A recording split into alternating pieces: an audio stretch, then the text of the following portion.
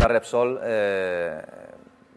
posiblemente sea el equipo más laureado de la historia, el que tiene más victorias, campeonatos, y quizás sea, por compararlo a un equipo de fútbol mundial, pues sería como un Barça o un Madrid.